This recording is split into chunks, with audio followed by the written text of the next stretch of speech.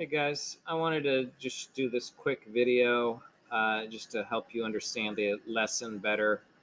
Um, Obviously, those of you who are in the classroom get this firsthand, but those of you who are at home today, I think this will be helpful. So we're going to be learning about the design process. The design process is used by engineers uh, when they design anything. I like to think of it as like how scientists use the scientific method.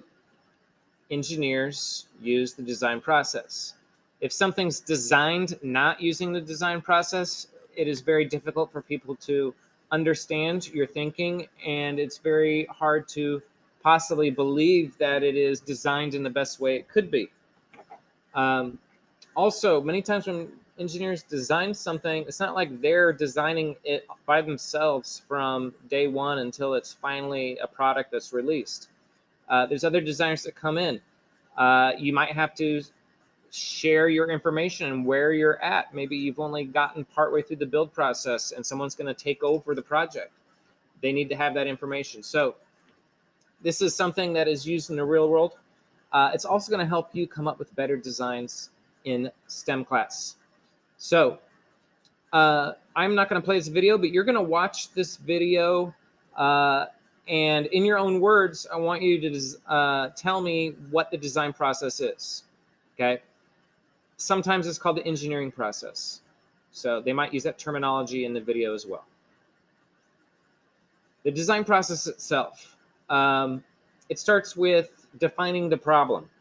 What is it that needs to be designed and why? Uh, Engineers, we design things, or we're hired to design things that fill a need or a want of society. Are we improving on something to make it better? Are we inventing something totally different that hasn't ever been done before?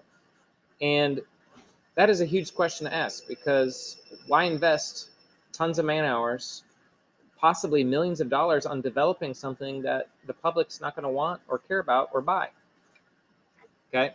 And this world is really can be run a lot by profits. So generating concepts is coming up with a kind of a game plan. What are we going, how are we going to accomplish this? How are we going to make it? Okay. Can we do it?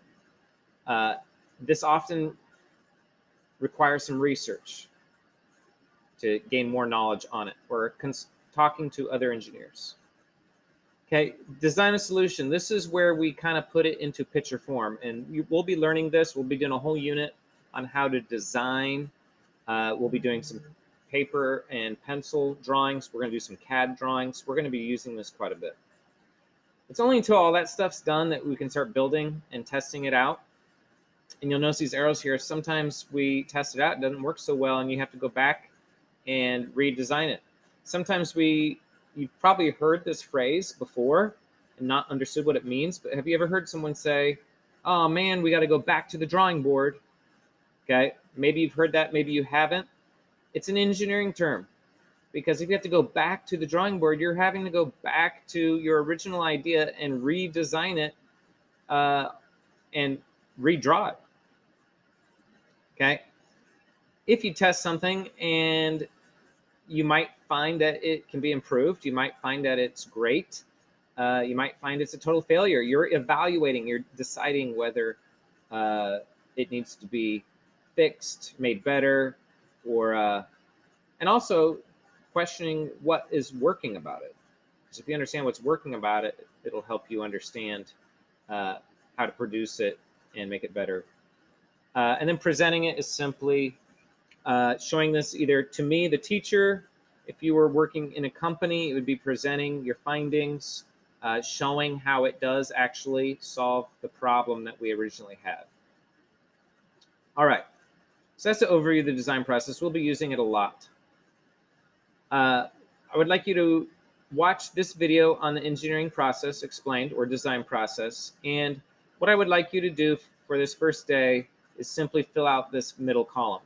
Okay, I want you to put it in your own words. What is the defined problem to you? What does generating concepts mean to you?